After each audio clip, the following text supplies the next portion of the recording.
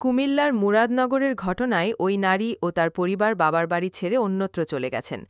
মঙ্গলবার সকাল থেকে ওই নারী ও তার পরিবারের কাউকে আর বাড়িতে পাওয়া যাচ্ছে না বলে জানিয়েছেন স্থানীয় বাসিন্দা।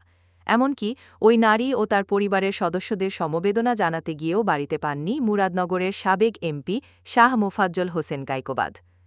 জানা যায়, ঘটনার পর থেকে প্রতিদিন ওই নারীর বাড়িতে ভিড় করছে নানা শ্রেণী পেশার মানুষ, গণমাধ্যম কর্মী ও ইউটিউবাররা।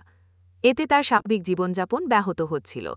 এমন পরিস্থিতি থেকে রক্ষা পেতে তিনি নিজ ইচ্ছায় বাড়ি ছেড়ে স্বামীর বাড়িতে চলে গেছেন বলে জানিয়েছে পুলিশ। স্থানীয় বাসিন্দারা জানান, মঙ্গলবার সকাল থেকে ওই নারী ও তার পরিবারের সদস্যদের আর বাড়িতে দেখা যায়নি।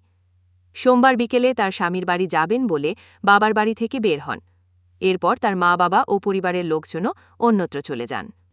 এ প্রসঙ্গে জানতে চাইলে মুরাদনগর থানার ভারপ্রাপ্ত কর্মকর্তা জাহিদুর রহমান বলেন, ওই নারী তার শ্বশুর বাড়িতে গেছেন। তিনি যেতেই পারেন, এটা তার ব্যক্তিগত ব্যাপার।